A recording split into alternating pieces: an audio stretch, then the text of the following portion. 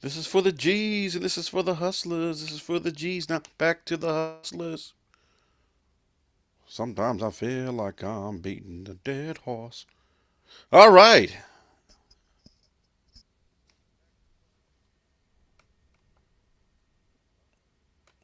What is going on, everyone?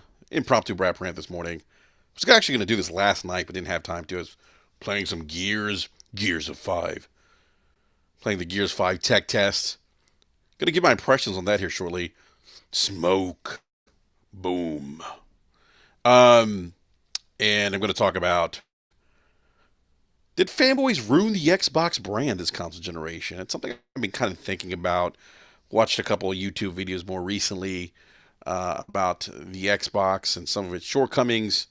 If you guys heard the more recent news, Microsoft's Xbox, in terms of hardware revenue, is down 48%. Let's call it half. Their hardware revenue is down 50% year over year. Now, that's they're dead on by saying that a lot of that by they're dead on by saying that that's due to console fatigue at this point in the console generation. Sony's numbers are down too, but not as drastically down as Microsoft's. Although I think Microsoft being down 50% in terms of hardware revenue isn't necessarily just console fatigue at this console cycle or this point in the cycle. It is probably more than that. So on that point, I'm going to be talking about how fanboys ruin the Xbox brand? Did they? What's going on, the Almighty Spawn Guy? What's going on, Shin Beam? Everyone in the live chat, welcome to this impromptu Brap Rant. Appreciate your time, guys, as always. And let's try to keep this thing positive in live chat. And by the way, guys, I just want to clarify something. I do primarily game on the Xbox console. I have an Xbox One X and have been on the Xbox platform longer than probably most of the guys have on Twitter, being that I've been here literally day one. When I mean day one, I had the launch OG Xbox with Halo. Oh, I picked up Halo. There was no bundle at the time, but I picked up Halo. And I've been gaming since 1982. So I've been gaming for 37 years. And have experienced many different consoles in different shapes and forms. I've seen the rise and fall of the mighty, and you know, yeah, and so I like to bring that up because people often tell me, "Oh, you're a pony." I get that a lot when I'm being critical of. Nate says, "What were you gaming on in 1982?" I was gaming on the Atari 2600, and then shortly after that, ColecoVision. Um, my first game, actually, believe it or not, was probably Pong, and then Space Invaders. Shortly after that, so played a lot of Space Invaders growing up as a kid. I remember sitting in front of the TV and Pong, and then Pitfall too. Pitfall was another one. Um, but anyhow, so I bring that up because look, I just have a genuine love for gaming. I game 60% of the time on the Xbox, 40% of the time on my PlayStation 4 Pro. Own a Nintendo Switch. I try to game on that, except my kids hog the Nintendo Switch.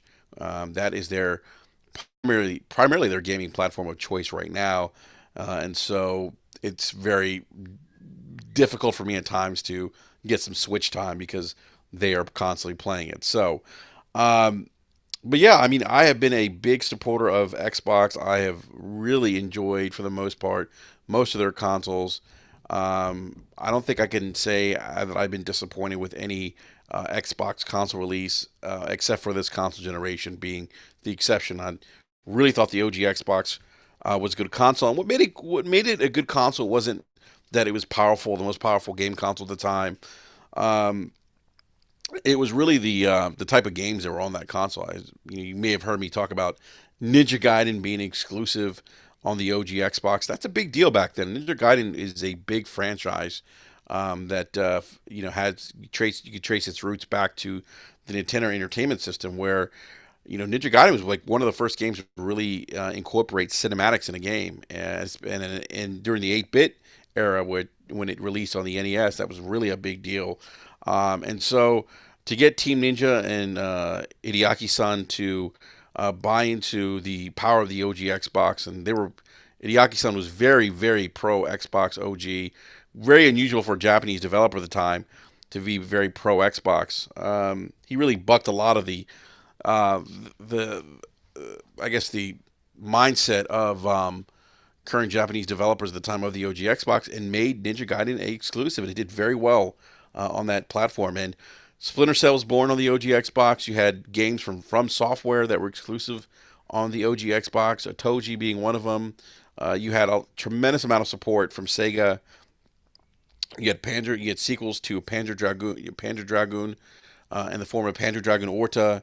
You had a just an abundance of games. I mean, it was crazy. And in the 360, you look at the 360, you can go back to the BC list on your Xbox One X right now and see the amount of variety in terms of content offered on the 360. It was just a tremendous console for Microsoft. And what made it great was not the hardware, the features per se. It was the game. It always comes down to games. It's what's always going to be about. The services, the hardware. Those things are, kind of the icing on the cake, if you will. But when it all comes down to it, it's all about the video games and the content. And if you don't believe me, look at the Nintendo Switch, which is going to be the second highest selling platform this console generation. Is about to lap the Xbox One. So, let's see here. I just want to go to live chat here. The Almighty Spot Guy says, "Whoa, damn, 38 years." Yes, I've been gaming a very long time, my friend. Very long time.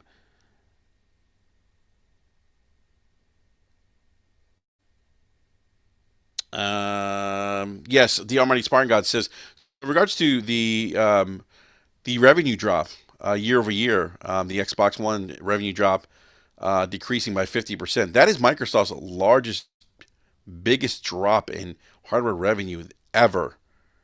So, yeah, part of it is the fatigue in this part of in this um, at this point in the console cycle, but it's more than that for Microsoft, I would argue. So, um,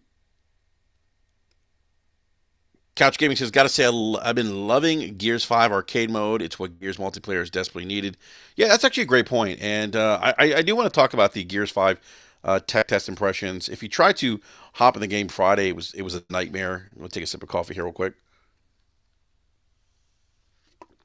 It was the nightmare. I think some people were waiting 2 to 3 hours. J Dub, Kratos, as many people know him on Twitter, got a notification that he was in queue for 2 days. Two days, 2 days. He was a notification in queue. So that was actually kind of funny. Like I saw that, I was like, oh my god, this is hilarious. And I made a joke too. I like to poke fun and have fun on Twitter, but I made a joke about what's longer than waiting in queue for the Gears 5 tech test. And I put waiting for Gears 5 campaign footage.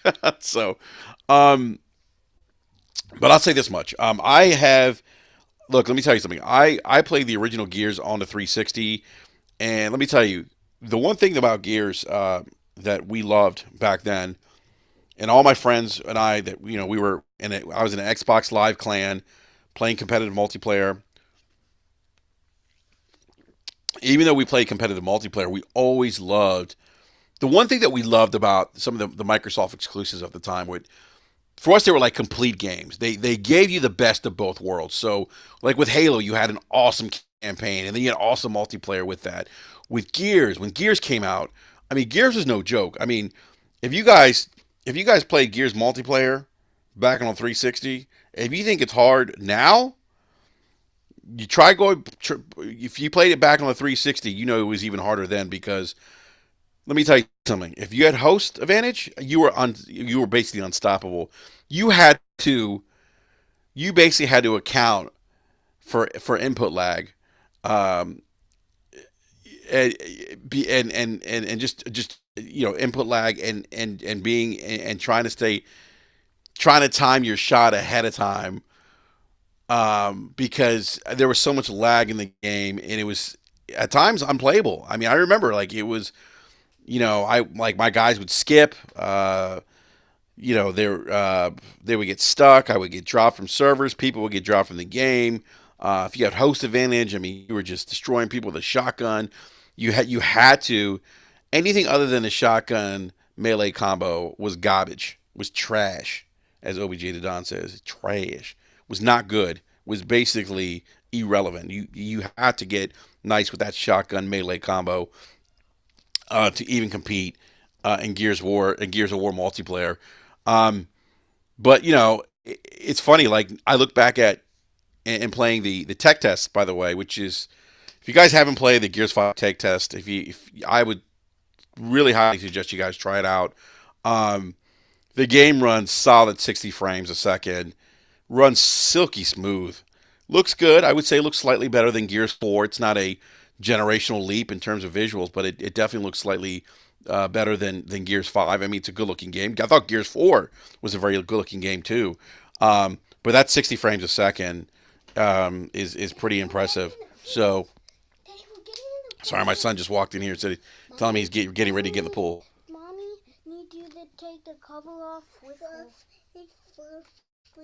cover off. Okay, guys, hold on just a sec here. My kids are trying to talk to me about going to the pool. Hold on.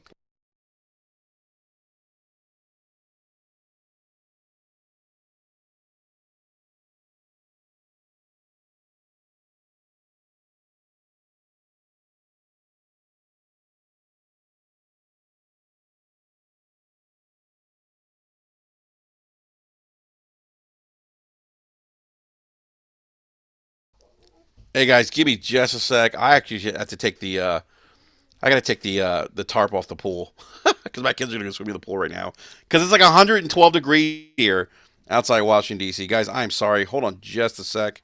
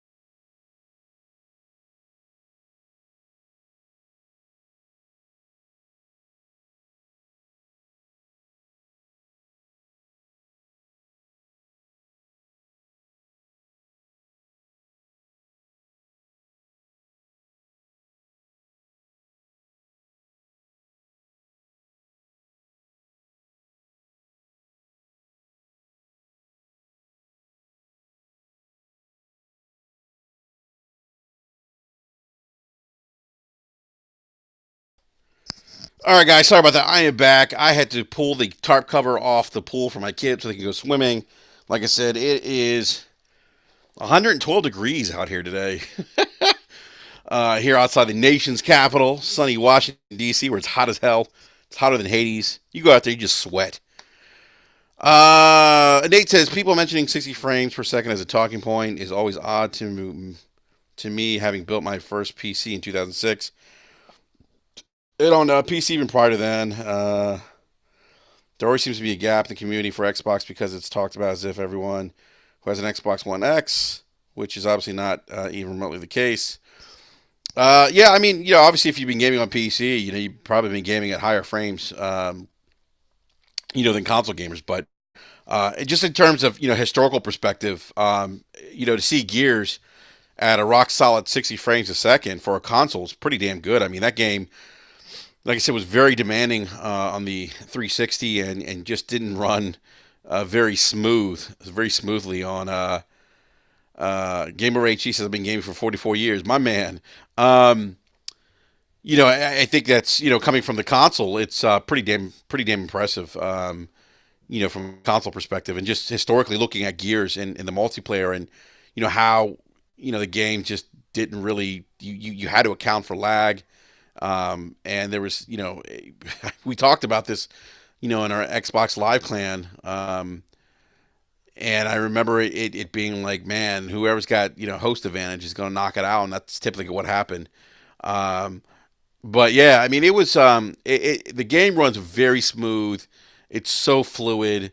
I would say the arcade mode is definitely a welcome addition if you're not somebody who wants to play competitive multiplayer. Then our arcade is definitely kind of way to kind of dip your toes in the water. If you don't want to play horde mode or escape or anything like that, you want to play against other people, but in a non-competitive setting. So arcade mode is definitely a welcome addition. I definitely probably had more fun playing with that. I think my only complaint was I wasn't playing with any of my friends on my friends list. So most people weren't communicating when I was playing competitively. I was playing like King of the Hill. My team, my squad mates really weren't talking. Kind of sucked. You definitely have to communicate in that game, especially if you're playing King of the Hill. But so far so good. I mean, the multiplayer looks good. Um, I think that I think from what I've seen, I think the multiplayer is going to be probably the best in the series so far. But I want to see the campaign. I mean, it definitely left me wanting to see the campaign. I saw the multiplayer now. Show me the damn campaign.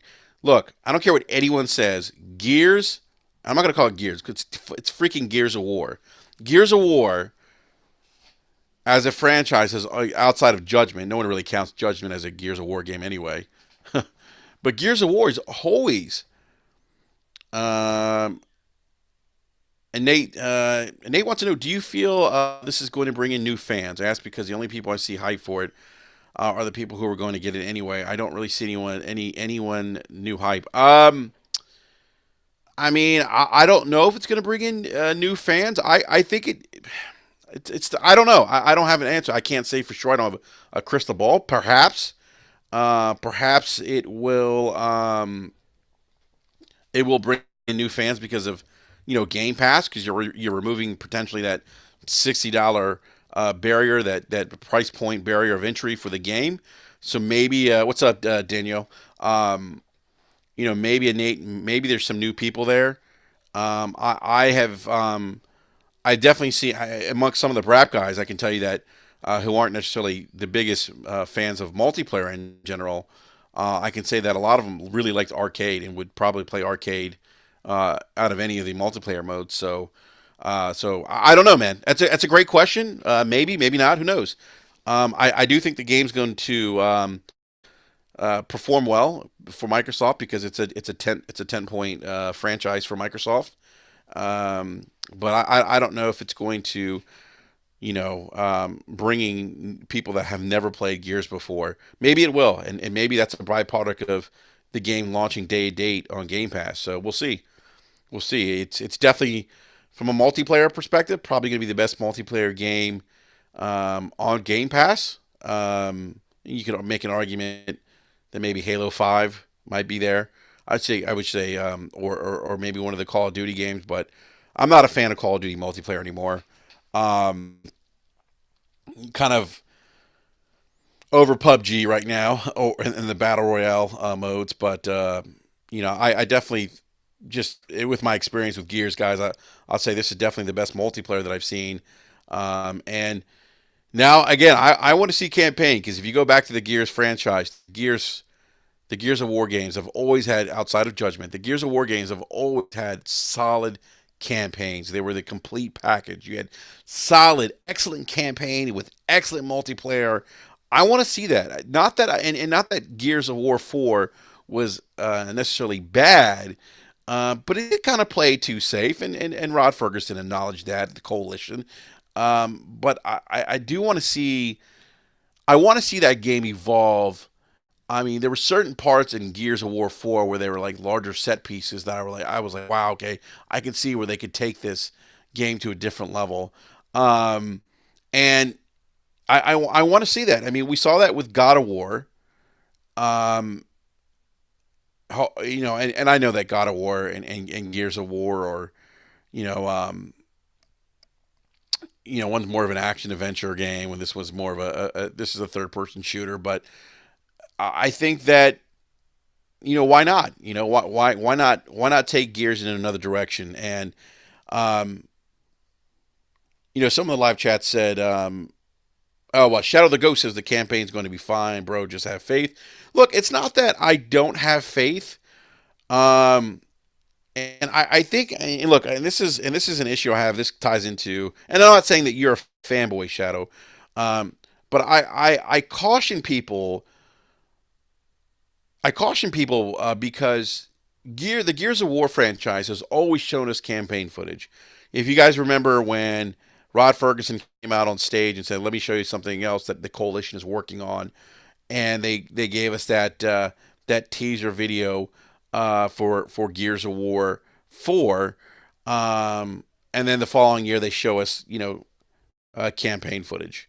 Um, they didn't do that this year, and that's a concern to me because it's a change of behavior. One, from the coalition, and two, it's a change of behavior from just the entire Gears of War franchise. Like, why, with a game that's had such a solid campaign, and there are fans, just there are people that are just fans of the campaign. Why are you alienating that group of people that want to see the campaign? And maybe and who knows? I don't know why they're doing it. It doesn't make any sense to me. But I do think it's a missed opportunity. I think that if you feel confident about your product, you're going to show it. You're going to go out on stage. You're going to pound your chest and be like, "Yo, here's Gears of Five. Here's the campaign," and just bask in its glory. And they're not giving fans what fans want to see. And I just feel like we got to stop making the excuse of, "Oh well, all the Gears campaigns have been good, so don't worry, it's in good hands." Well, I don't know that. I don't know that because I don't know why Rod and Coalition has decided not to show any campaign footage right up until the point of launch. Like, why would you do that? Considering how important and the rich history of the campaign of Gears of War, and the fact that every Gears of War has shown campaign footage. Now, I've had people tell me, "Oh, you're being drama, Enrique. You're just a pony. You're making a big deal out of nothing." Look, I'm a big fan of the franchise. I love the campaign, and because I love the campaign, and because it's important to me, yeah, I'm making a big deal out of it because I know how good this campaign can be, and I want to see this game do well. I don't want to see it. I don't want to see the game just cater to one segment of the Xbox population, which maybe only plays multiplayer games.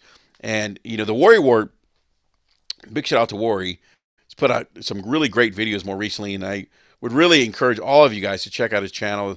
Someone who just loves gaming, has been gaming a little bit longer than me, believe it or not, um, but just gets it, like gets games and understands, just really has an insightful perspective in the gaming community, in the industry, and he basically said this Gears game is going to show him the kind of direction, because he thinks it's odd too that the coalition hasn't shown campaign footage of Gears of War 5. He thinks that this is going to be telling of the direction that Microsoft and the audience are going to go after moving forward into next console generation. And I can tell you that if they're going to focus solely on gamers who only want to play multiplayer, that's I'm definitely not going to be buying an Xbox Scarlet or whatever they're going to call it next console gen. There's no reason for me to, because they're not. I want both. I want the best of both worlds. If they're not going to offer me that, then yeah, there's no reason for me to upgrade to Scarlet. So, um, but I do find it odd, and it's not because I think the campaign is going to suck. I just find it odd because they've always shown us this, and because of how great the campaign is. I mean, it's just Chief Tony says, "Preach it, brother. Nothing is wrong with trying to make an educated purchase," and that's part of it too. I mean, but then you get Chief. I also have Game Pass, and Game Pass is something that I think is a blessing. It could be a curse at the same time. My concern is, let's say Gears of War 5 doesn't perform well or doesn't review well. Um, People are going to use the excuse, "Oh well, it's in Game Pass. It's only $1." Let's not use mediocre game releases. Let's not excuse mediocre game releases on Game Pass. Let's not do that. It's a slippery slope. You don't want that. You want quality content if you're paying for it. So, um, but that's my 2 cents on the whole Gears of War 5 situation right now. Again, I want to see campaign footage still. And, when I left playing the tech test last night, I was playing it. I actually went back, guys, and I downloaded the Gears of War Ultimate Edition because I want to go back and play Gears of War 1, 2, and 3 and re downloaded Gears of War 4. I don't know if I'll be able to get through all those games before the launch of Gears of War 5, but I want to revisit those great campaigns.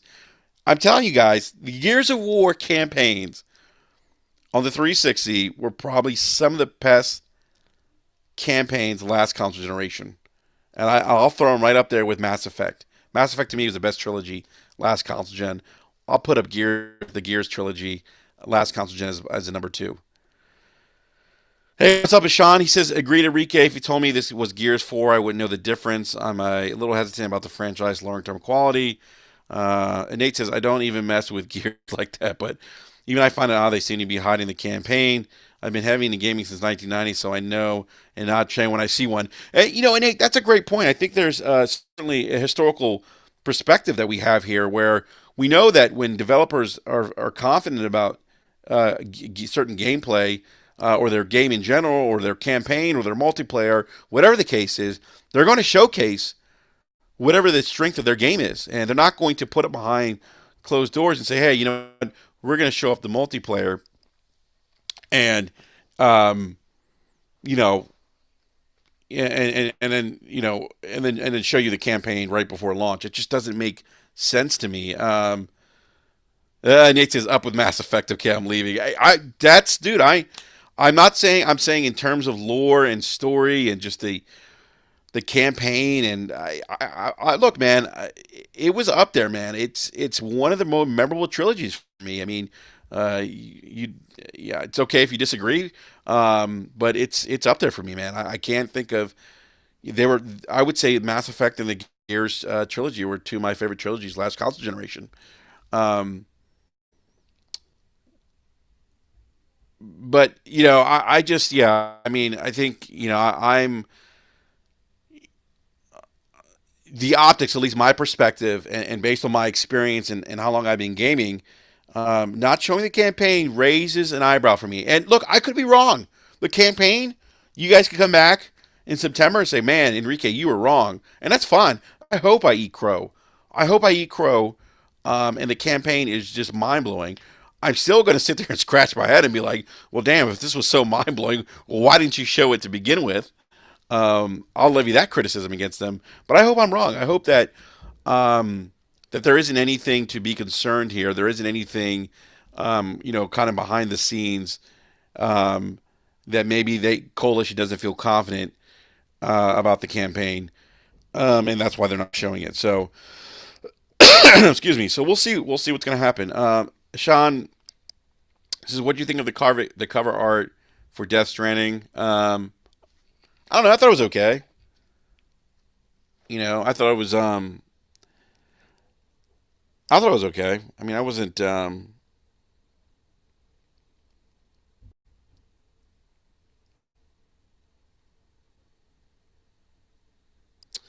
Let's see here. Mass Effect trilogy is like the holy grail of character development.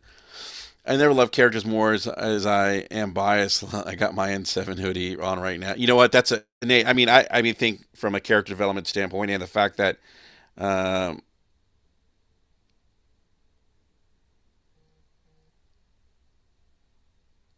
I think I think you're right, man. I think it's one of those games that you just cared about so many different characters. I mean, it was just amazing.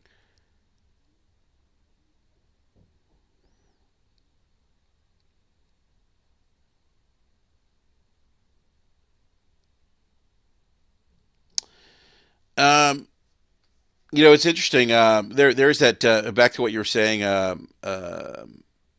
Sean, about the whole Death Stranding. How Kojima wanted. I think he wanted. Mads Mikkelsen over Keanu Reeves or something. I think that came out of Comic Con, if I'm not mistaken.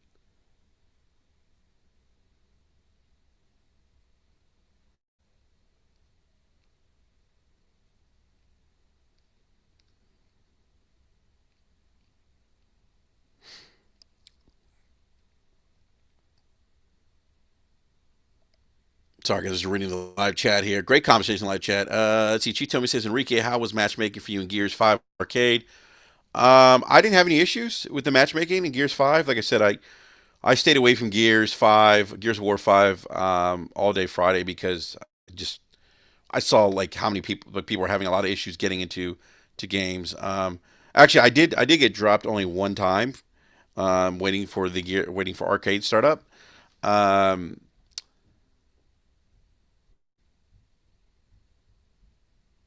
yeah, I haven't had issues finding people, man. I haven't. I see that you said. It seems like every lobby is only partially full. It takes a minute or so to find people. Majority of the time.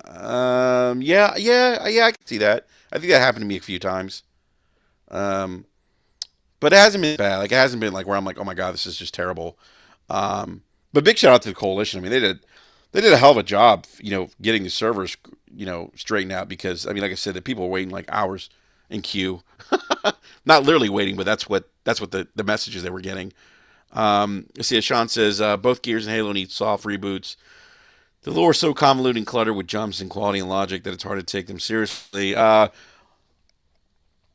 I mean, I don't know about if I would agree with that with Gears, Sean, but definitely Halo. And apparently, this Halo is supposed to be a reboot, so we'll see. Distracted by Life said, did the last Mass Effect game get a lot of flack? It did.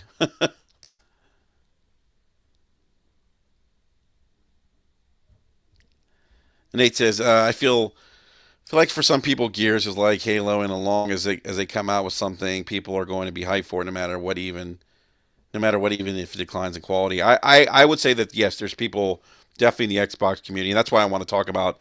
And these are the folks I refer to as fanboys, not the people that like are like me or the rest of the Brat panel members. Where look, we know it's okay to criticize and the things that you love. If you're not happy with them, it's okay. You don't have to bend over backwards and champion these products all the time, especially when they're not delivering the goods per se. Oh, Halo Reach was great. That's a great one, bro. Chief Tommy says I felt like there wasn't many people playing arcade. Yeah, there's definitely more people playing the competitive mode for sure. And you know what's interesting is that they are actually giving gamers the option uh, to they're giving gamers the option to turn off crossplay on the competitive mode, but they're not allowing people to do it on the arcade mode, which is really odd. At least not now. It's like okay, if you're going to give people the option to turn crossplay off on the competitive mode, why not do it for arcade too? Because someone with a better input still going to with PC with mouse and keyboard still going to have the advantage on arcade. I don't understand that. Maybe that's something that they implement down the road, and they should. I hope they do that.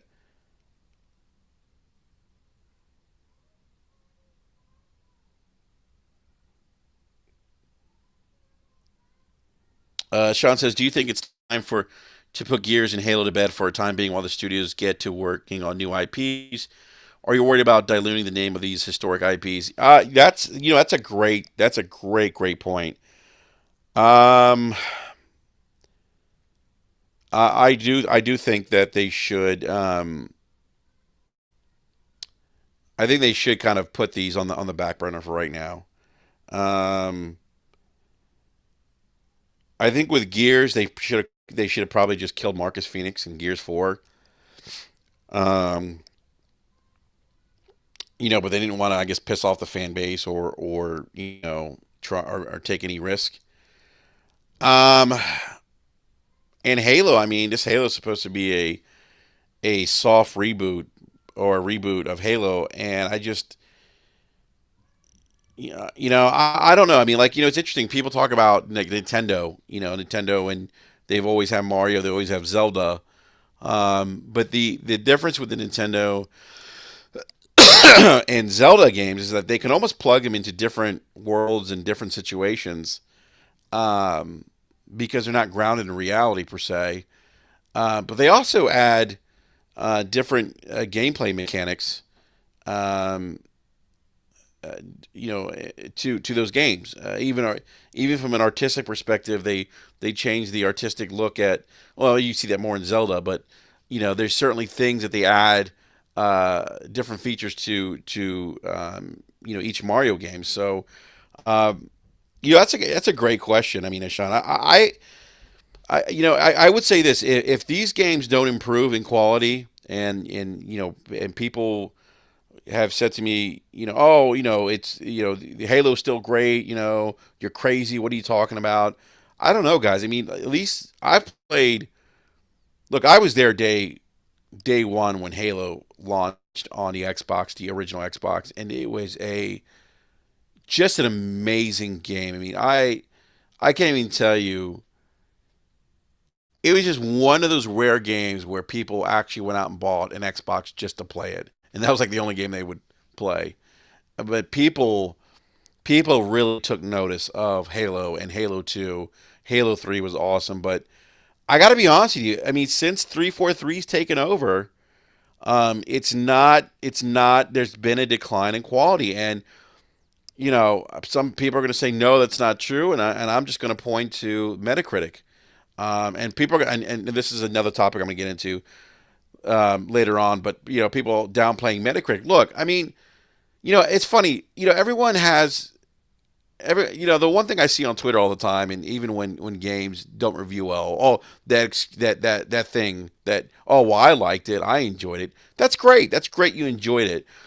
But look, and Warry Ward brought this point up. He always compares his niece's finger painting to Picasso, Picasso paintings, and yes, while he may like his finger paintings, he understands that it's not certainly revered or on the same level as a Picasso painting.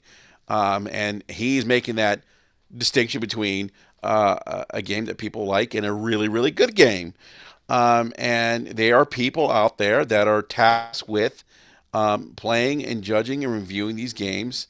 Um, and that's why, Metacritic, I don't agree with how the aggregates necessarily always everything that's put into the aggregate score.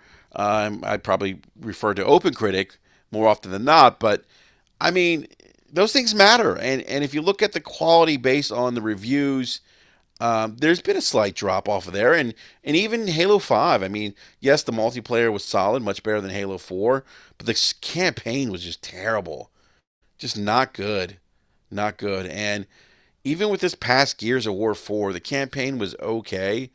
And outside of Judgment, it was better, but it was not out of the three, the trilogy. It was not good. Not on the, it was okay. I wouldn't say it was terrible, but it was okay. And so, I would say, Sean, if the quality of these games continues to decline, um, and look, and this is regardless of whether or not you like these games, guys, because these games you got to remember were cream of the crop, were 90 Metacritic, were games that were that would transcend and appeal to many many different people, even people who didn't necessarily were traditional Halo fans or whatever the case was. That's the kind of impact and how good these games were. If these games are on that level, then yeah, there's definitely, I think, definitely a drop off of quality, and then maybe they need to, put these franchises in timeout and give them a little bit of breather. I don't think that's a bad thing. I mean, we saw how that benefited God of War after God of War Ascension. So yeah, I mean, I think that if these games don't if there's a drop off in quality, then yeah, absolutely. So long-winded answer, but great question, Sean. Um,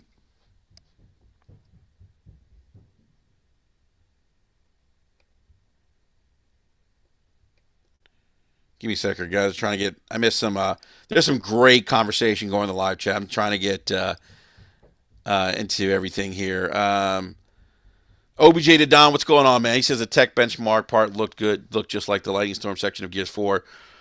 I don't know if it has the changes some are expecting. Yeah, that's the big question, man. I mean, that's And actually, what OBJ the Don is referring to is there's a benchmark, there's some footage out there of the campaign, and there's a scene, um, and it looks like, I forget the location that they're at, but it looks like they are. It looks like this game, at least from the campaign, from the footage, people are speculating there's going to be some references to previous Gears lore, which might be a good thing for the campaign.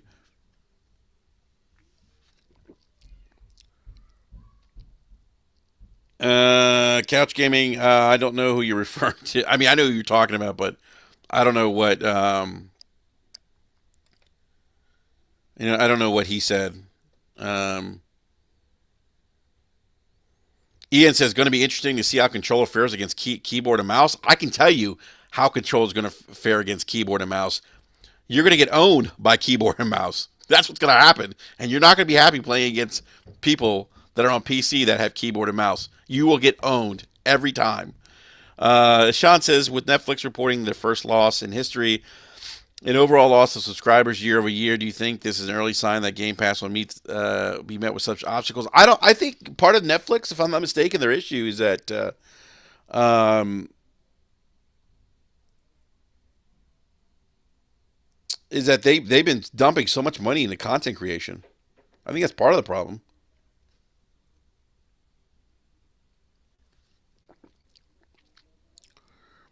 I mean, Nate says Netflix has been bugging; they've been increasing price hikes, but Nate, that goes into them needing to they have to compete, and they have to put out content. Look, I mean, look, most of us subscribe not because of the shovelware, if you will, of movies and uh, old TV shows on Netflix, but a lot of us subscribe to Netflix for things like Stranger Things. What else? I mean, the Marvel. Well, not Marvel's not on Netflix anymore, but like Luke Cage, Jessica Jones, Daredevil. I mean, a lot of us were subscribing for those kinds of shows, and so they're dumping a lot of money into production and making movies that are exclusive to Netflix. I think that's part of the problem. That they're spending a lot of money to make content. HBO is has a deal with Turner now. I think Turner Broadcasting to have Turner content. So and now Disney Plus. So I mean, they are under they are under the competitive gun. It's going to be interesting to see what happens to them. They can't be losing money anymore, though. I mean, you can't operate a business like that. Um,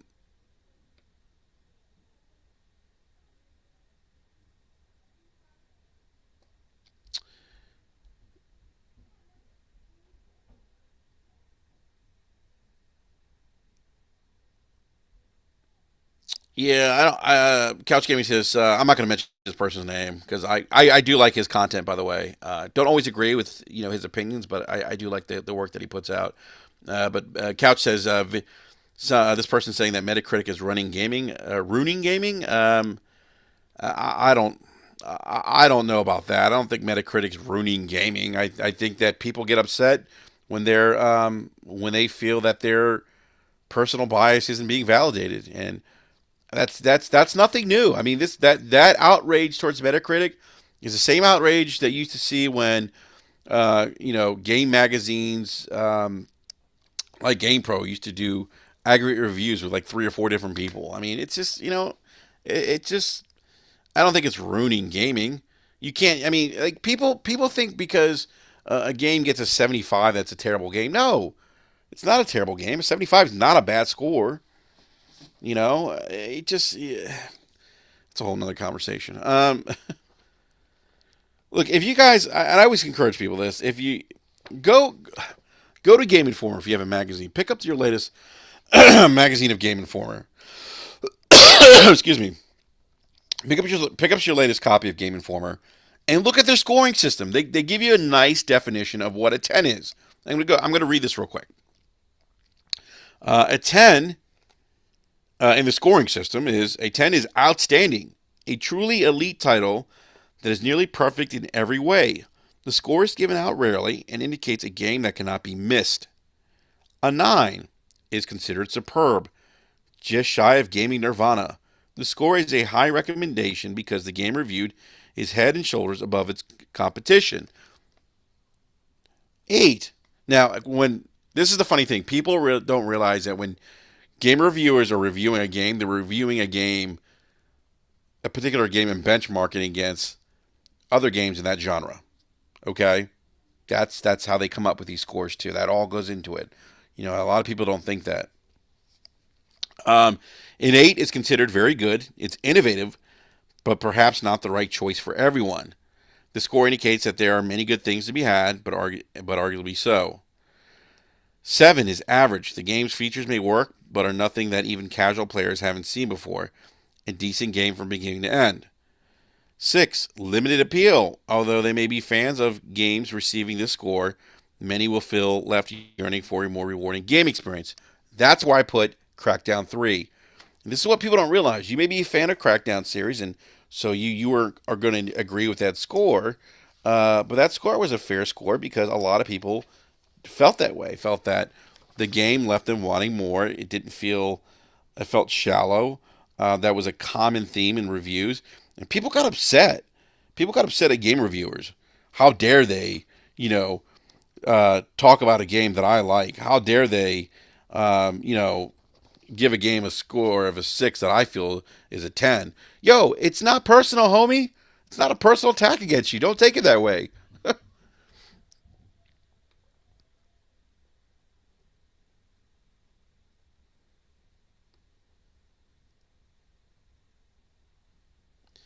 All right, going back to live chat here.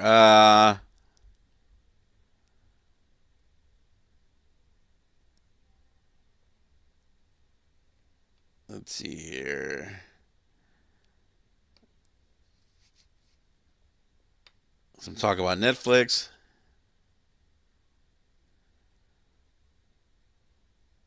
Thank you, Ishan. Yes, Chief. Metacritic also has user reviews. That's why I was like, go to Open Critic. But I mean, even then, I mean, it's you could go to Metacritic and still, I mean, it's still what consistent, man. If you look at what other reviews are saying, I mean, it's not totally like, you know, skewed um because of the user reviews.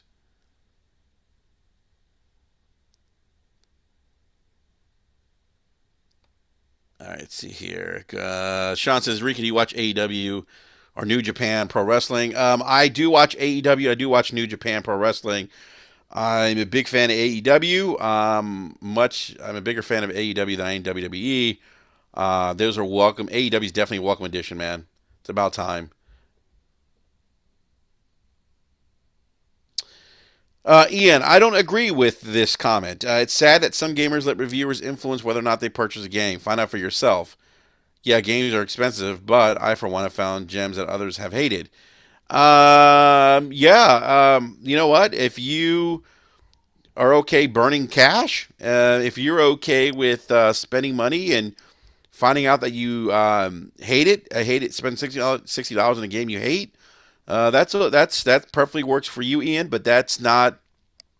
I would never tell um, anyone to disregard a review because a review is going to give you some insight into the game, and if you know what you like, if you have an idea of um, if you played a specific type of game in a specific genre, the kind of game style you like, the kind of narrative you like, or multiplayer, whatever the case is, it's okay. I think it's perfectly okay to read a review, and if you read a couple reviews, and I would say don't read one review, but read other several reviews.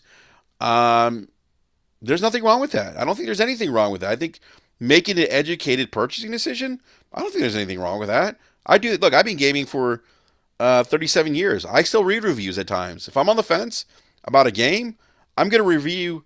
I'm going to read like 3 or 4 reviews and make a decision on whether or not I'm going to buy that game. And I'm going to talk to other people that have bought that game that are playing it. I don't think there's ever been a time where I read a review. Um, and you know what? If you read the review and you decide not to buy it, and then all your friends are telling you how great the game is and you're interested in it, then you can always go out and buy it. But if you buy it and you don't like it, you just pissed $60. That's not okay with me. But that's what you do. That's cool, man.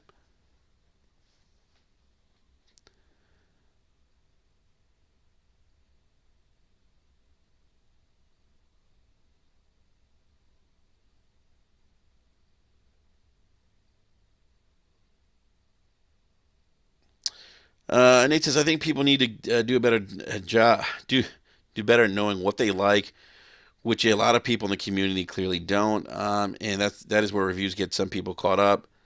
Like Recore, I couldn't care if they gave that game a 90. I knew I would hate it. I mean, I think Nate, I think people know what they like, but when a game like Recore gets bad reviews, then they get upset because they like it. They feel like it's a personal attack against them. They want that, geez, that you know, they want that validation. I don't get that. I never understood that. That's some fanboy shit. And Nate says Bloodstained Ritual of the Night. People love it. I think it's a great game. However, I hate side scrolling Metrovania games, so I steer clear. Yeah, and Nate, that's the thing, man. Like I love Metrovania games. I love those side scrollers, and so Bloodstained. When I saw it, I was like, "Whoa, this is it." And I read the reviews.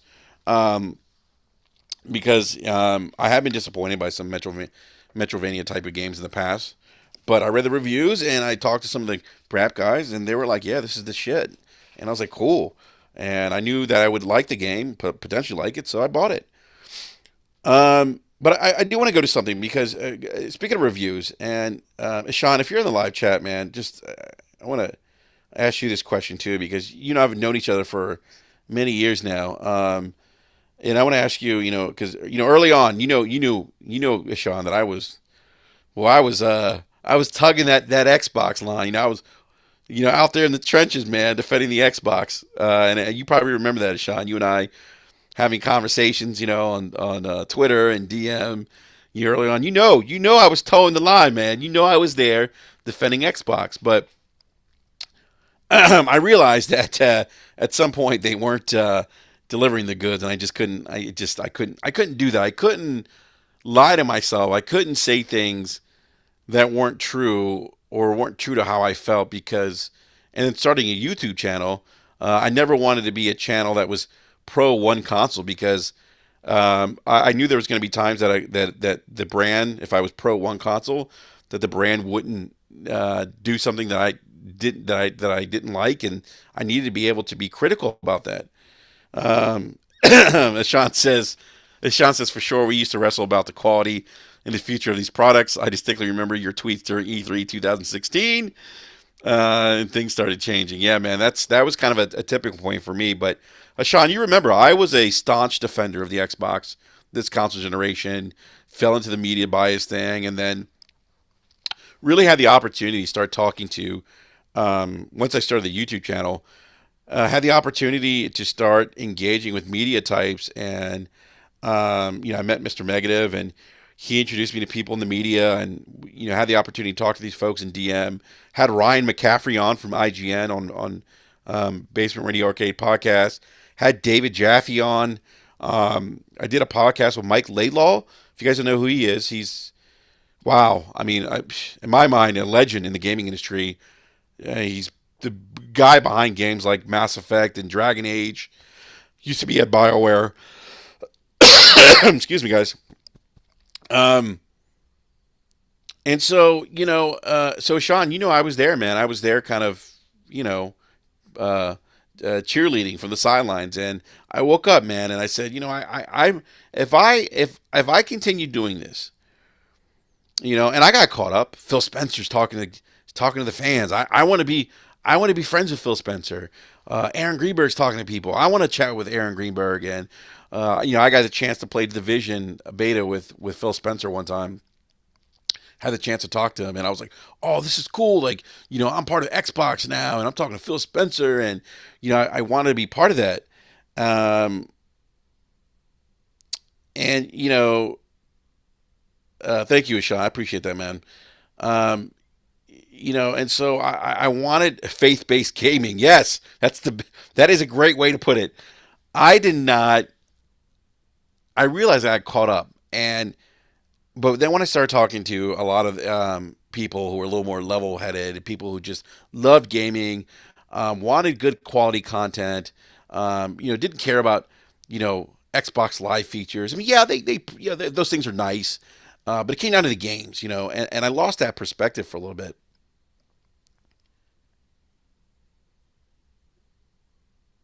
And Nate says, I will say this, even though you associate with some pretty zealot level Xbox fans, you look at both sides of each argument, even if you don't agree. No, I do, because I mean, you have to. I mean, I hate the fact that like identity politics has kind of crept into gaming, because at the end of the day, whether you game on PlayStation or you game on Xbox, you're still a gamer. You're still a gamer at heart. You still love the same thing. You're just doing it on a different brand. Um,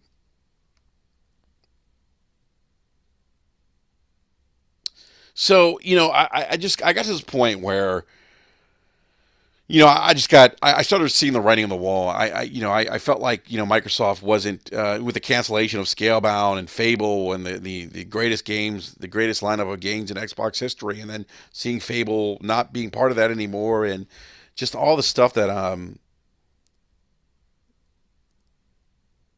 yes, Sean says, "Do you remember how you started? Mike Mullis and you were doing a podcast. I'm so glad you left and did your own thing. Thank you, man. Mike's a great guy, by the way. I have a lot of respect for him, and I don't always agree with his opinions on things, but he tries to keep it positive on his side there. So, um, Victor says, I feel like you toe more towards the media and devs, which is okay. It's interesting. I definitely, I'm unaware of that. I'm definitely aware of that, by the way. I do that because I want to offer a different point of view, because it's so easy to bash the media, to blame the media for a game not doing well, to scapegoat the media, to scapegoat developers. And I've had conversations with these guys, and I understand that. Look, you know, the media. Look, guys, the media. Do they get it right every time? No, they don't. They're humans, just like you don't get it right every time. Even at your own job, some of us have been working in a specific job or career for many, many years, and sometimes we make mistakes, even though we've been in that career field for many years. So these none of these guys are infallible, and so um, uh, yeah, and so it's easy to scapegoat the media. And I was one of those guys out there. Hey, it's not media bias. There's not media bias, and I used to say that because the last console generation, PlayStation 3, um, you know, it was media biased. Look at the PlayStation 3, and I can show you guys, um, website articles that I pulled, where Forbes magazine says top 5 reasons why you should buy an Xbox 360 over a PlayStation 3. Um, games, multiplied games typically received more favorable reviews on the 360. They did on the PlayStation 3. Digital Foundry typically um, gave better performance reviews of games on 360 that were multi-plat than PlayStation 3. I mean, and so what we had a flip flop, and it's not that they're biased. Look, guys, there's certain things when it comes to like performance of a game, those aren't opinion things. That's not bias. If a game is screen tearing, if a game is dropping frame rates, if a game is in a lower resolution than its competitors, that's not a biased thing. You are stating obvious facts. If my car tops out at 20 miles an hour and my friend's tops out at 30, and someone brings that up in a review, that's not bias.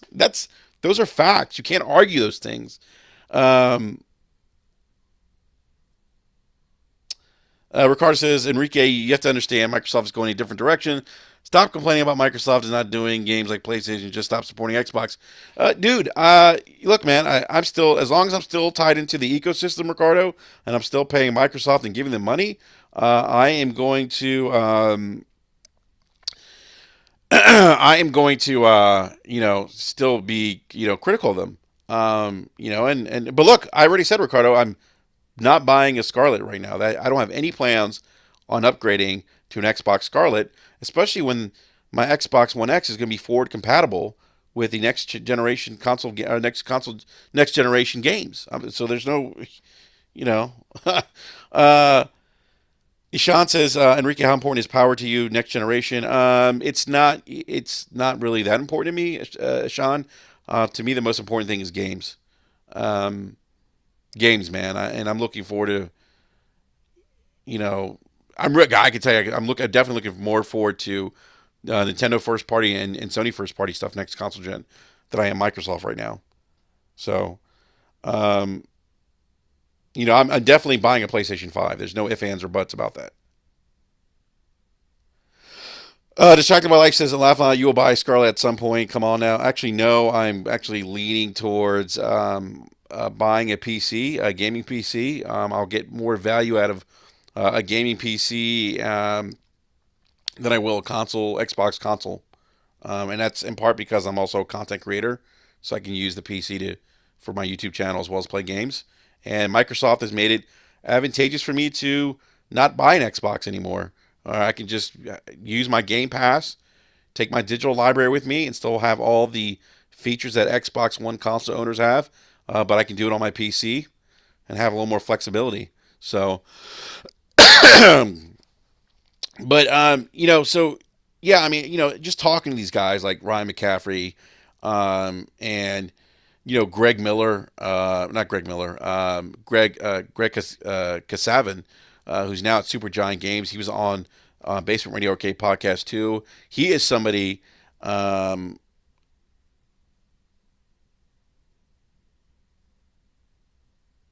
yeah, it's funny you mentioned the Don.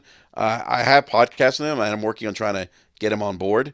Um, but I've talked to these guys. Like Greg. I go back with Greg back to when I was a forum moderator at GameSpot, and he was editor in chief at GameSpot. So and now Greg's at Supergiant Games, and so I know the point of view and how these guys review the games. I've asked them, what goes into reviewing a game. What kind of things are you looking at? How much of it's based on opinion.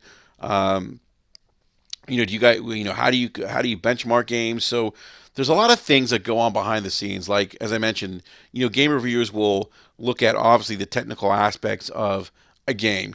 Do the controllers work properly? Is there input lag? Is there screen tearing? Do the frames drop? Um, does the control scheme work? Does the execution of the overall gameplay mechanics work with the game? Does the narrative, is the pacing good with the narrative? I mean, there's so many different things that go into it that they look at and they benchmark it versus, other games they played within that specific genre or games that are close to a game that they're playing in that genre. So it isn't just opinion. Part is basically on facts, and the other part is based on opinion. But the issue is that people think that when a game they enjoy doesn't review well, that somehow the reviewer is being biased. There's something going on behind the scenes. Maybe they got paid off by Sony. Um, it's all opinion based. We can't take them for serious. We can't take game reviewers seriously because they're not professionals. Ishan, I'd be interested to get your perspective on this too. I actually had someone tell me, assuming you're still listening, Ishan, I had somebody tell me that game reviewers are not like critics, where critics are schooled in the art of critiquing, and game reviewers are not. You don't have to have a journalist degree. Or some of these guys don't even have a degree in journalism. They have an associate's degree in reviewing games, and therefore you can't take them seriously, or their word is not doesn't mean anything because they're not qualified. They're not educated per se. And someone said, would you call somebody a doctor who didn't study medicine in school? And I'm like, okay, that is a total apples and oranges perspective, and it's not the same thing. I mean, obviously, there's reasons why people go to medical school and study medicine because the nuances, the challenges, and you're dealing with people's lives in your hands. Number one, reviewing a game isn't life threatening, or you're not holding anyone's life in your hands, although you might in some fanboys' minds. Um, but this is coming from somebody, and I'm not going to name this person's name, but this is coming from somebody who's an Xbox fanboy, and I know this because they recently turned on someone who's a very big popular pro Xbox YouTuber, and has more recently started critiquing the Xbox, which I think he has every right to. If he's not happy, it's fine. Um, as Sean says, this is Sean says, let's be honest. At the end of the day, we're talking about entertainment. We aren't talking about an investigative field where people are trying to uncover truth. And that's a great point, man. Like this, a lot of the gaming is entertainment. So these people are taking stuff to the umpteenth level, and a lot of it's fanboys. Some of it, guys, there is some concern on my behalf. I do think, and I might get criticized for saying this, but I think some of this stuff is coming from a bad place for some of these people, whether it's because of mental illness or maybe anger issues or something. I think some of this stuff is coming from a bad place. The way people react in a manner that's aggressive and that's totally irrational at times. I mean, you know, when we're going to compare, we're going to sit there and compare, doctors to game reviewers to game journalists. That's just ridiculous. It's just to me that's one, you don't know what goes into the basis of review. I mean, like if you guys don't know who Sam Tolbert is, Sam is I think now part of Windows Central. Was recently writing for the Inner Circle. I know Sam for a few years now. Sam actually used to be a former panel member here on BRAP, and Sam is let me tell you, very intelligent young man, super intelligent. I mean, articulate. You just tell the guy's just super smart. He's been playing video games his whole life, and he reviews video games. And I tell you what, because he's been playing for such a long time, he's got tremendous insight, and he didn't go to school. He's still in college. He didn't go to college to review games, but through experience, through meeting other journalists, through interacting with game developers, I mean, he has really, um, kind of he's he really kind of honed his craft. I mean, he does a tremendous job. So if you tell me like um, someone like others says Ryan McCaffrey is incredible at all, Ryan, that's just trolling, and that's the idiocy that I say. Um,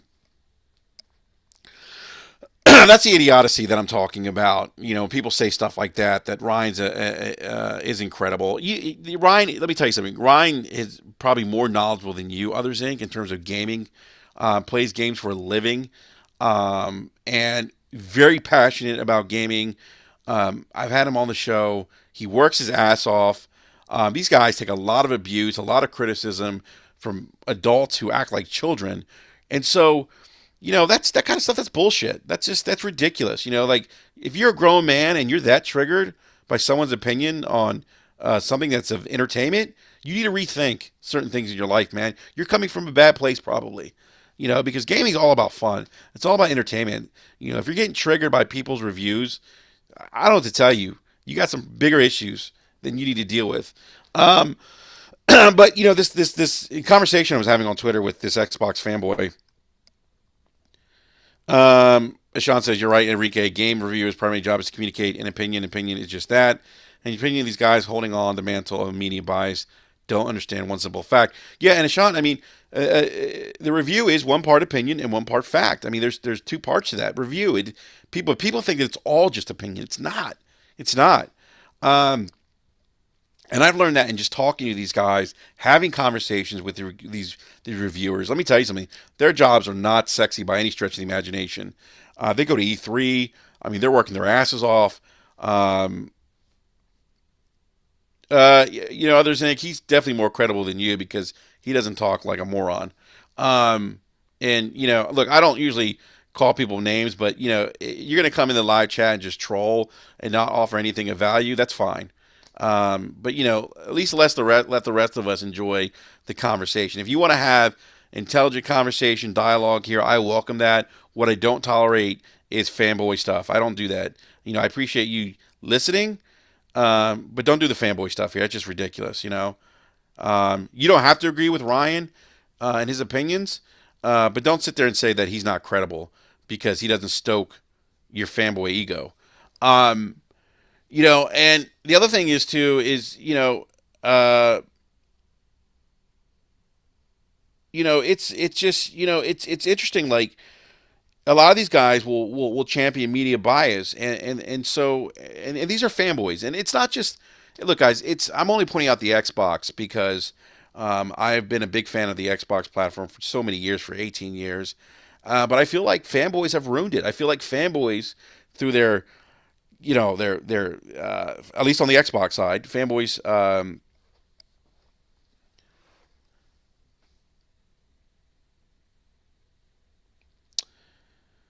As Sean says, the fact that writing a criticism on entertainment is a reflection on the writer's bias. It isn't a journalistic piece mandated to express fact and facts only. That is the that is perfect, Ishan. That is the biggest misconception that people have of game journalism, in particular to reviews. They also don't understand that there's different subsets to journalism.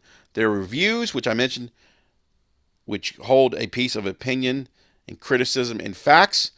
There's also op-eds, which are all opinion based. There's investigative journalism, which is usually backed by facts. People don't understand that there's different types of journalism, and they think that, oh well, these okay, well, these guys are lying about this game because it doesn't agree with my own biases. No, that's not what the case is. Um,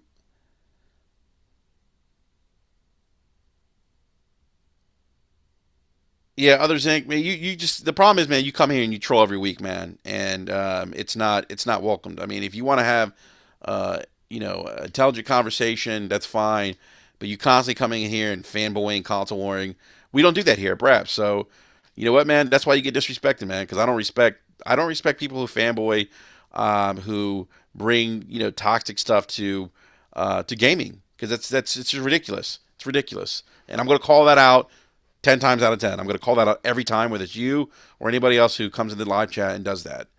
Um, so, I'm having this interaction with this person, and he's basically saying that these people are unqualified to review video games because they didn't get any proper education or schooling. And to me, I'm thinking this is ridiculous. This shows me the lack of somebody understanding what goes into gaming reviews, what these people do, how what parts of a game, how games are judged, how they're reviewed. This person just doesn't understand that. Doesn't understand the nuances that go into a review and how people come to these conclusions in these reviews. Um, Others think, dude, you could look. You can ask anyone in this live chat. I don't mind being challenged, but I don't. The whole calling people, saying that Ryan McCaffrey is not is, I forget what you said, um, isn't reliable or whatever you said. That's a fanboy argument. You're not presenting any facts. You're throwing out insults at a media individual without backing anything up, without aiming because you don't agree with how he reviews games. It's ridiculous. So yeah, if you want to challenge me with a well thought out argument, I don't have any problem listening to it. But when you start with this like nonsense of trashing people, I don't do that.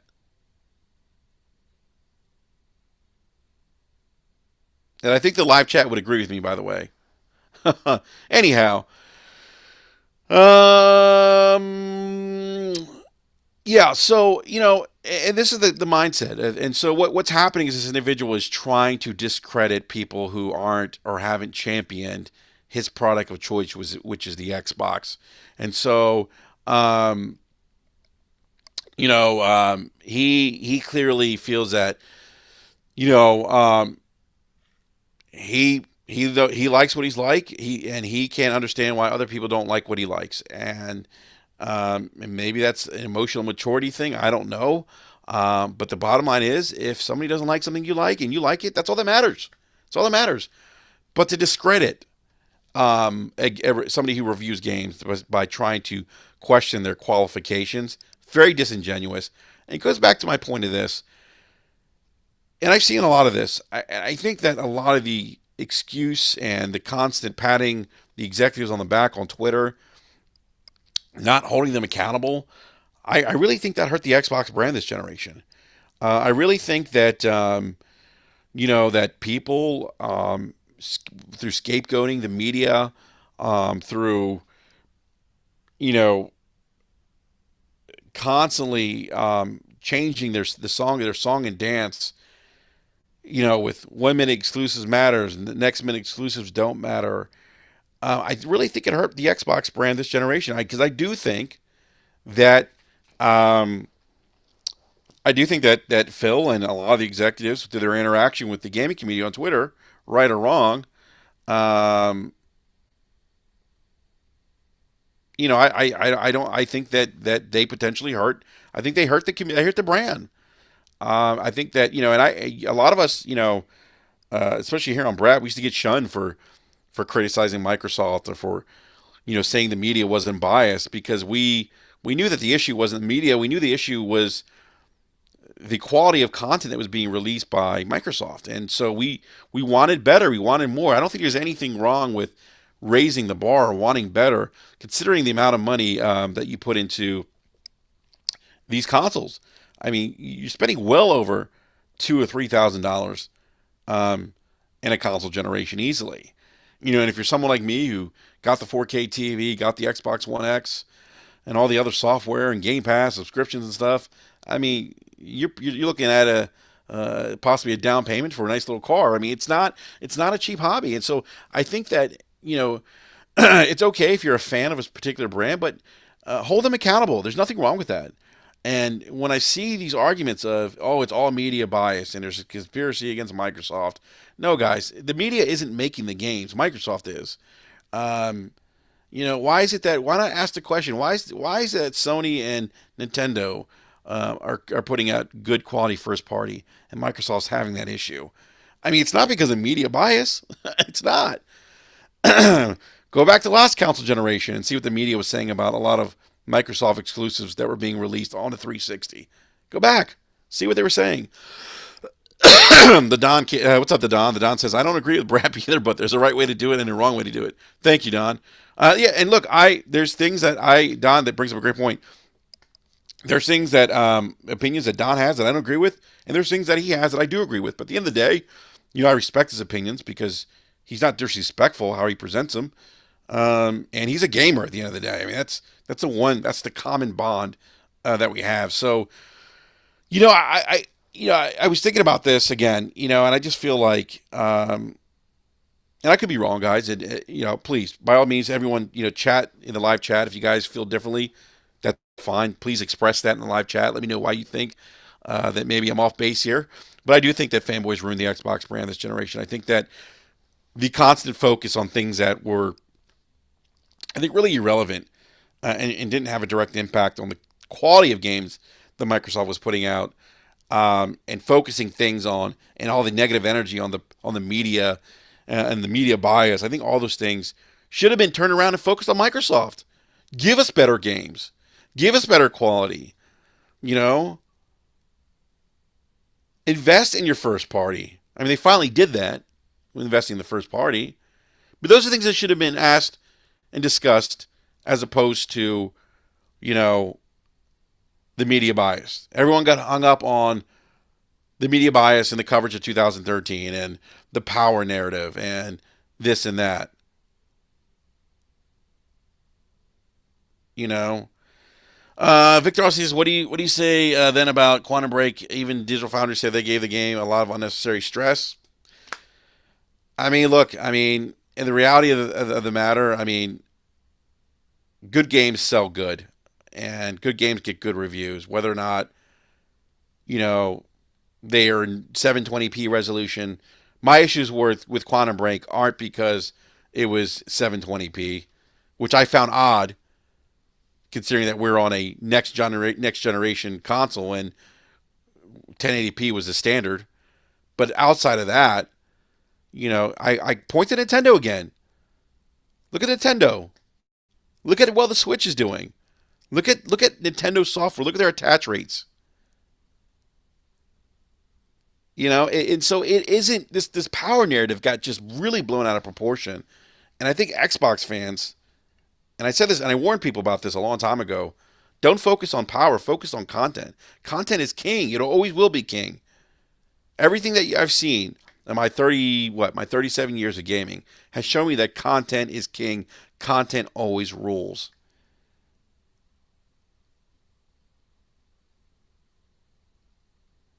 Captain Thug Nasty says, funny, Days Gone sold good, but didn't get good reviews. You know what? I think that I don't. That's an interesting one. I don't know why. I think it surprised a lot of people that it sold as well as it did. But I think that formula, that open world formula, just works for Sony. And I think that maybe Sony has enough. They have enough. They have enough political equity under the belt, if you will, to get away with putting out games like Days Gone because of the quality content. Um, because of the quality of content they put out. Victor also says, but you became aware of because of Digital Foundry. Yeah, I did, but you know what, Victor? It didn't stop me from going out and buying Quantum Break. But Quantum Break, if I benchmark Quantum Break versus Alan Wake or Remedy's other games, it was Remedy's worst game that I've played. And even then, the game was, Victor, if you go back, I think the game was like a 70 something Metacritic. And if you go back, I mean, Severns are, that are games that are decent from beginning to end, according to Game Informer. And I like using the Game Informer scoring system because they actually break down, give you a definition of what each numerical value means.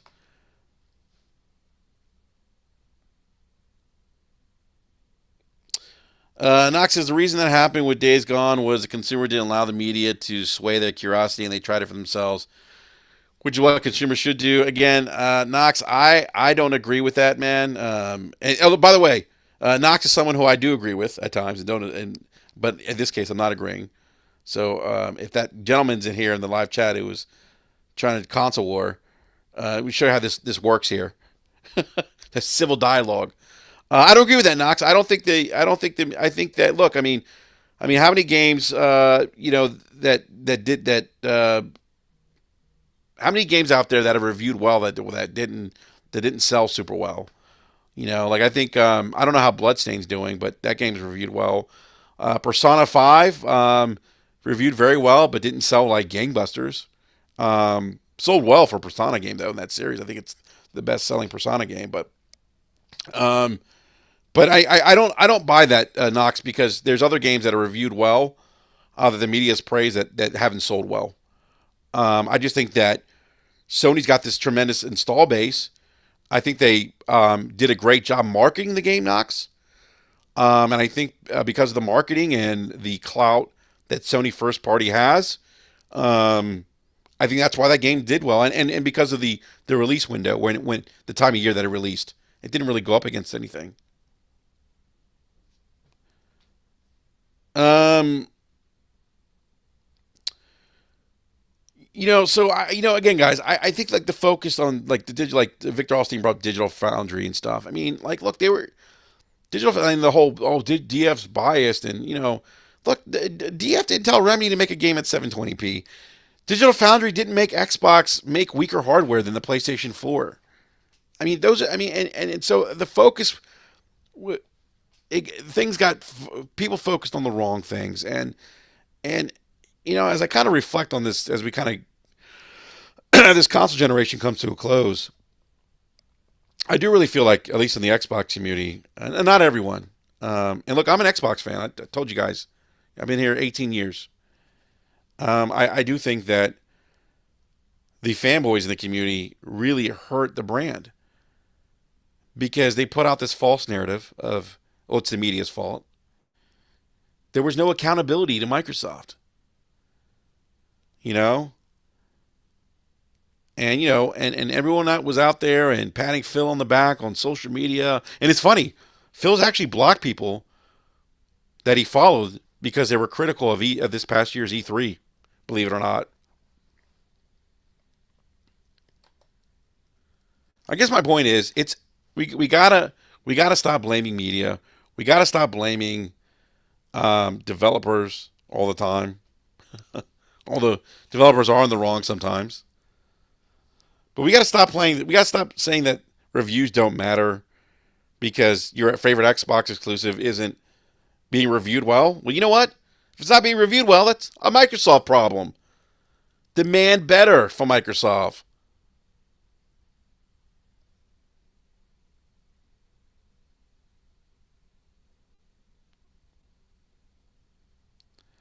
Yeah, guys, I don't know what's going on in the live chat. I just saw Silver Burst Gamer said people in the chat leave Shinso guy alone. He's writing his points. Is the whole world that is wrong?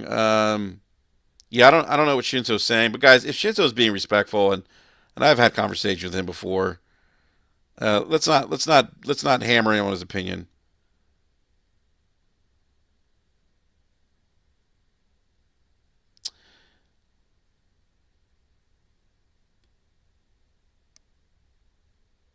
Sean says we will be waiting anywhere from 5 to 10 years for Microsoft to get their first Naughty Dog, and by that time, can you imagine where you be in life a decade from now?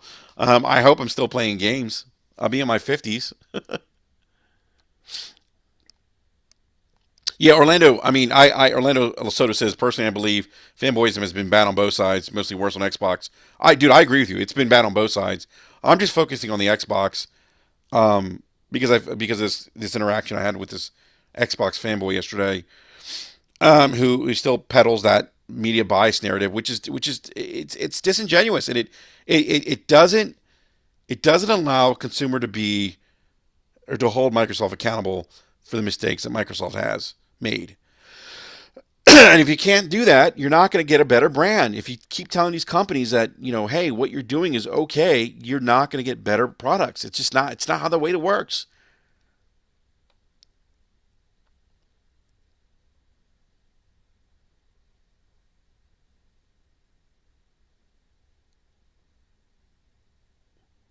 Shinzo Elite says the Sony blueprint will always sell because of sheep. No, Shinzo. It's that Sony has. Here's the thing, and Nintendo's good at this too. And Marvel. I mean, look what Marvel's done, and this is what Microsoft should be doing. Uh, Marvel had look by any stretch of the imagination had a phenomenal Comic Con, and they did that because they really even they announced a bunch of movies that are coming out years from now, and they're playing on the nostalgia of the hardcore fans, and and like in politics, if you hear politics, you hear politicians talking about you got to rally the base. That's what you do first. When any elected official, whether running for Congress or for the office of presidency, the first thing they do is they rally their base. They get their base behind them. That's where the momentum comes. And then you get that momentum, and that momentum starts sweeping in and taking all the people that might be leaning either way, right? And so the beauty of what Marvel did at Comic Con is that they tapped into the nostalgia of their fans, and they have proven to put out good content. And so the expectation when people hear these announcements from Marvel is like, okay, we know how great Avengers was. We know how great the more recent Spider-Man games were. Holy shit! I can't. New Fantastic Four, new Blade. Oh my God, a new Thor. Like this is going to be amazing. You're basing that off your previous experience of some of their offerings from their other franchises, and it taps into that nostalgia. So Sony is a master of that. Nintendo is a master of that. Microsoft needs to do that. And when you start blaming people that have nothing to do with designing games, with making the games that you're putting out as a company, all they're doing is just reviewing them. They're taking their facts. Again, they're taking facts out of the games, like, again, gameplay mechanics, performance, things like that. And they're offering their opinions. They're benchmarking your game versus other games in similar genres, or games that play very similar. They're taking all that to formulate their review. They're doing that based off the work that you put out there. So it's not the media. Blame Microsoft. And again, that's this whole narrative is really hurt the brand. because there's no accountability. Noximus says, absolutely, I agree. Microsoft must do better. The problem is I don't think they see it the same way we do. They think they are doing everything wonderful. But Nox, that's probably in part because people have excused their behavior on social media, patting Phil on the back, telling Phil he's doing a great job, telling Phil when a game doesn't review well that they just put out again another game, another exclusive that doesn't review well. Oh, it's media bias, Phil. We love it. Don't listen to those media types. They hate you. They're pro Sony. Yada, yada, yada. Maybe after a while, maybe Phil believes that. Maybe that's why Phil started blocking people that he followed after E3 because those same people were critical of his E3. Victor says, "Nah, Marvel's playing on their quality, not nostalgia." Victor, they're one. They're one and the same. They're one and the same, dude. People have enjoyed those experiences, hence the nostalgia. It's why people get hyped for a new Mario game. That's why Nintendo can put out Metroid and red letters, and that's it. That's why Sony can announce games that are 4 or 5 years out.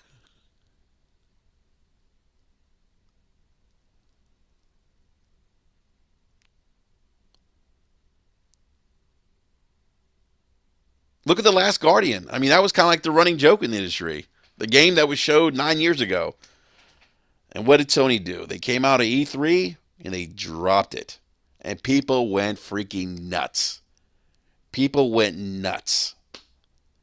Microsoft doesn't have that. Maybe with Halo, mm, but I mean, Halo is the quality's kind of diminished a little bit. And look, you may not agree. But in my mind, it's not where it was when Bungie was there. Knox, you're right, man. I do think they're going a different direction, and that's fine. They have a right to do that.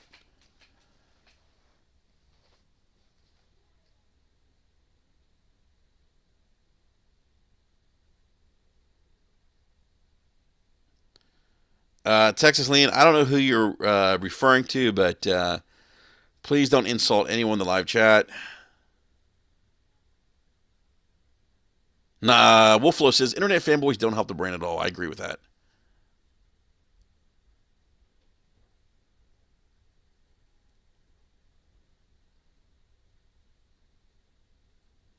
Xbox over everything. Phil can do what he wants on it with his Twitter account. Sure, he can.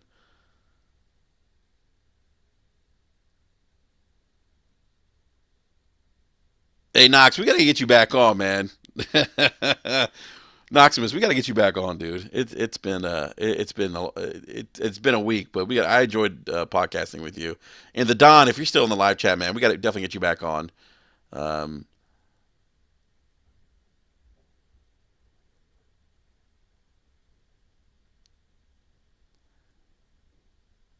since Elite, yeah, you're right, man. We are a very small part of the community, but we're also the loudest voice in the community. If you look at the demographics and numbers of hardcore gamers make up, I think, like 10% of the gaming community, and the casual market makes about 90%. But we're also the loudest, most active voice in the community. We're the base. Like I made I gave that example of politics where you rally the base first before you get to the general public. Same thing with gaming, I think. With the community. Victor, I agree with your comment 110%, man. Victor says I expect Xbox to do better, but I think this direction suits them more as a software based company. Dude, I agree with you 110%, man. Microsoft was never a hardware company. They are a software company. They are software as a services based company now, and that's the direction they're heading in. I'm telling you guys, and I even wonder, guys, if they even look at Sony as competition anymore. Perhaps it's their focus is Google now with Stadia. You know, and the impending Amazon gaming service, which is supposed to be revealed soon.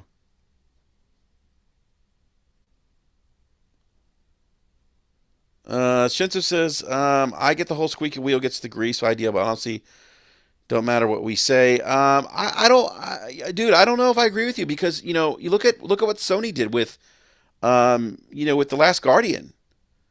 That's kind of a squeaky wheel thing, and they gave us the Last Guardian. Not a lot of people wanted that game. The hardcore Sony guys did. You know, you know, they they did a remake of Shadow of Colossus. I don't think a lot of people were asking for that. Great remaster, by the way. Tremendous, tremendous, tremendous, tremendous work.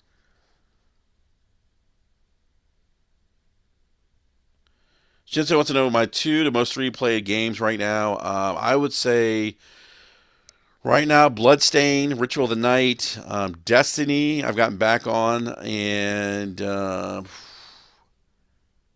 I would say probably Judgment on the PS4, which just came out. It's pretty much like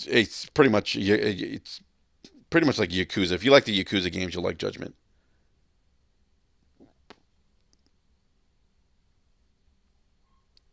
Shinso says Last Guardian is crap, in my opinion. I did not play the game. I did hear though that the game did suffer from control issues. The controls were very much last gen. Made the game difficult to play at times. Noxus says I agree with you on that. Xbox consumer is more than happy to have their money over to Microsoft, encouraging them to continue these current practices.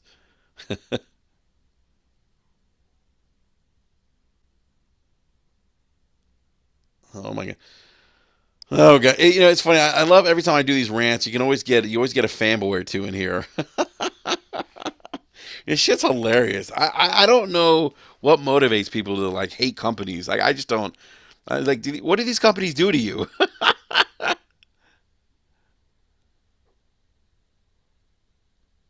Oh my goodness. All right, guys. Well, that's my rant. I really appreciate you guys kind of stopping by, hanging out with me for a little bit. Everyone in the live chat, I really appreciate your input and feedback. Again, guys, it's okay if we don't agree. Let's just agree in a way let's have civil discord.